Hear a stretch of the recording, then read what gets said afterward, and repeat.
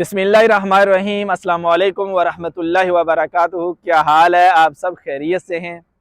आज हम आपको ट्रांसपोर्ट के निज़ाम के मतलब बताएंगे कि किस तरह जिद्दत अख्तियार कर चुका है।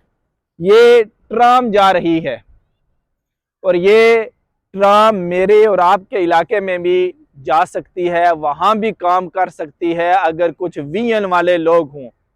थोड़ा सा हम आज़ाद कश्मीर का जायज़ा लेकर मैं आपको बताना चाहूँगा कि हमारे भी किन किन इलाकों से ये ट्राम काम कर सकती है।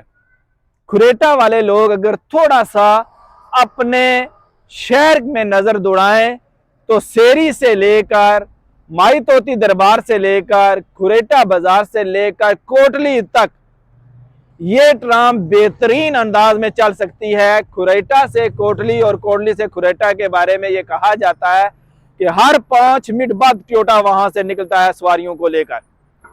अब टोयोटा 5 मिनट बाद इसलिए निकलता है क्योंकि सवारियों का रश ज्यादा है, हुजूम ज्यादा है। हमारे बच्चे यूनिवर्सिटी भी जाते हैं, वहाँ कॉलेज भी जाते हैं, लोग थाना कचहरी और अदालतों में और बड़े बड़े अस्पताल में भी जाते हैं। इस वजह से वहाँ पर बेशुमार सवारियाँ होती है। और अगर ये ट्राम हमारी खुरेटा से कोटली काम करना शुरू करे तो सवारियों का वो हजूम कम भी हो सकता है और बेहतरीन सहूलत, खूबसूरत अंदाज में, बड़े अच्छे तरीके से, बाइज़्ज़त तरीके से हमारे लोग कम वक्त में सफ़र भी कर सकते हैं। सिर्फ यही नहीं, अगर हम पूरे मीरपुर शहर का अंदाज़ा करें तो वहाँ भी ये ट्राम इसी तरह काम कर सकती है। लेकिन उसके लिए विजनरी लोग चाहिए होते हैं, बासलाहियत लोग चाहिए होते हैं, वो लोग जो करप्शन ना करें वो चाहिए होते हैं। पूरे मीरपुर में रक्षा चल रहा है जहाँ पर लोग अच्छे तरीके से एक जगह से दूसरी जगह नहीं जा सकते, लोगों को ज़्यादा पैसे देने पड़ते हैं।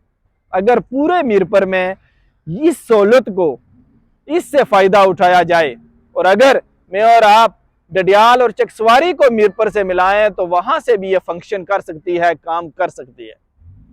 लेकिन मसला ये है कि हमारी आवाम को जिन लोगों को चुनती है वो लोग विजन वाले नहीं होते। हम जाती मफाद की खातर और थोड़े थोड़े से फायदे की खातर लोगों का इंतखाब करके उनको असम्बलियों में भेज रहे होते हैं जहां पर कोई काम नहीं हो सकता।